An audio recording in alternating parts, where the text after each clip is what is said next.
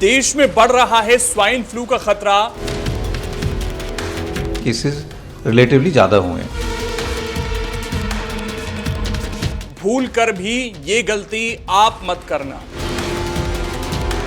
जो high risk group में है, एल्डरली पेशेंट्स हैं, some of them do get admitted. Swine flu की पूरी जानकारी जान लीजिए ताकि अपने परिवार को आप सुरक्षित रख सकें। इसलिए इस वीडियो को आखिर तक जरूर देखिएगा और साथ ही इसको ज्यादा से ज्यादा अपने फैमिली ग्रुप में शेयर कर दीजिएगा और कमेंट कर जरूर बताइएगा कि इस वक्त आपके इलाके में तो मामले नहीं बढ़ रहे हैं।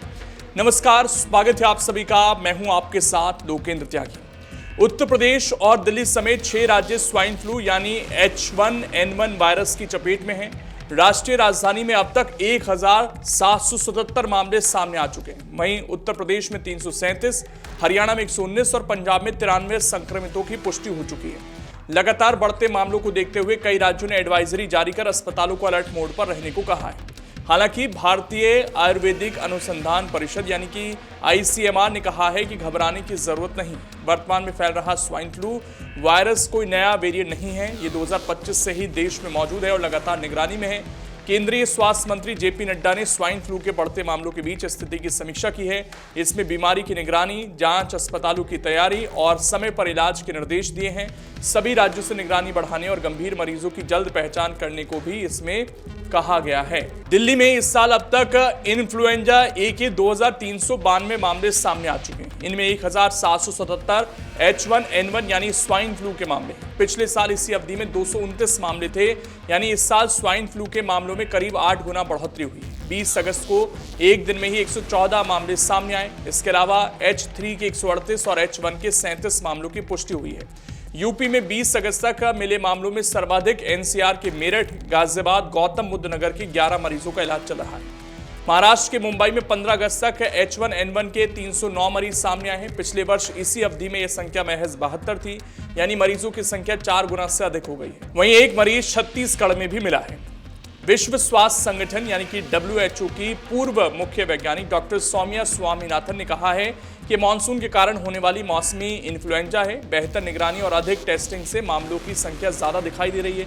घबराने की जरूरत नहीं है। हालांकि उच्च जोखिम वाले लोग सतर्क रहें, भीड़ में जाने से बचें, खांसी जुकाम होने पर सावधानी बरतें। अब इसमें अगर हम उन लक्षणों को समझें कि वो कौन से लक्षण हैं जिसमें आपको सावधान हो जाना है, तो आइए ग्राफिक्स के जरिए समझते हैं कि स्वाइन फ्लू के लक्षण कौन कौन से हैं। तो इसमें खांसी होना, छींक आना, गले में खराश होना, थकान या कमजोरी होना, नासिका मार्ग का ब्लॉक होना, बुखार आना, सिर दर्द होना, ठंड लगना या फिर ठंड लगकर बुखार आना, ये सारे लक्षण जो हैं स्वाइन फ्लू के हो सकते हैं। इसीलिए इसमें आपको सावधानी रखनी होगी। अब बात करते हैं उन 2 चीज़ों की जिसमें आपको सबसे ज़्यादा सावधानी रखनी पड़ेगी, नहीं तो ये ज़्यादा घातक भी हो सकता है। दरअसल H1N1 में सबसे गंभीर संकेतों में सांस लेने में परेशानी होना माना जाता है। अगर मरीज की सांस फूल रही है, सामान्य से बहुत तेज सांस चल रही है या सीने में दर्द महसूस हो रहा है, तो इसे अनदेखा नहीं करना चाहिए। यह आपात स्थिति मानी जाती है जिसमें तुरंत डॉक्टर की सलाह जरूरी है।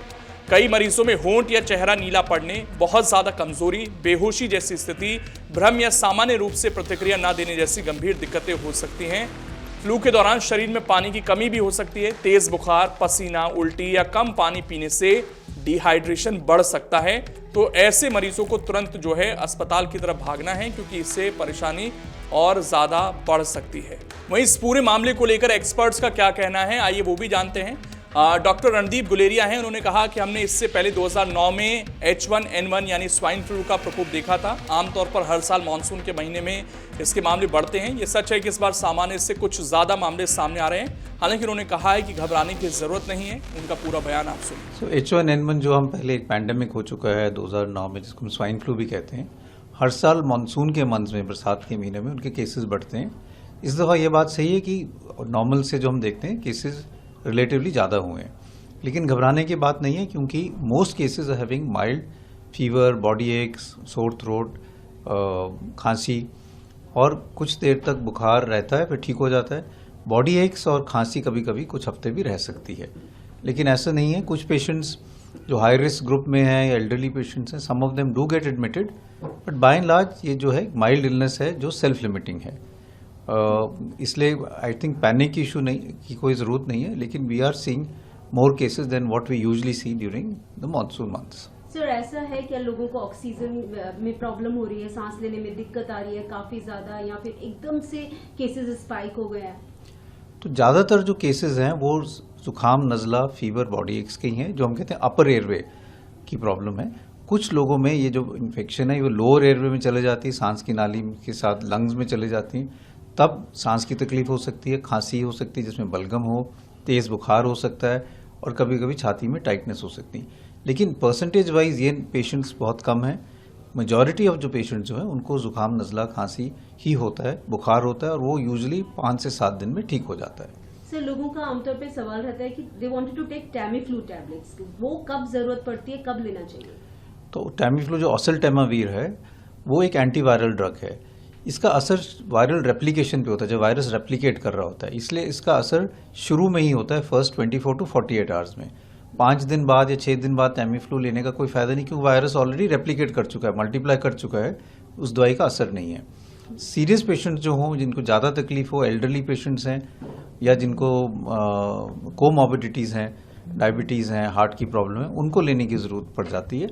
जनरली अगर it is a self limiting disease, बिना दवाई के भी ठीक हो जाता है, और कोई ज़्यादातर सबको टैमीफ्लू की जरूरत नहीं है, ना कोई प्रोफिलैक्टिक टैमीफ्लू लेने की भी जरूरत है। तो कुल मिलाकर इस बीमारी से लड़ा जा सकता है, बशर्ते हम सावधानी रखें, हम इसके लक्षणों को समझें। अगर हल्के लक्षण हैं तो ये आपका आसानी से हल्की दवा से ठीक हो सकता है, लेकिन अगर लक्षण गंभीर हैं तो तुरंत आपको अस्पताल जाना है, अपना टेस्ट कराना वहां पर जरूरी है।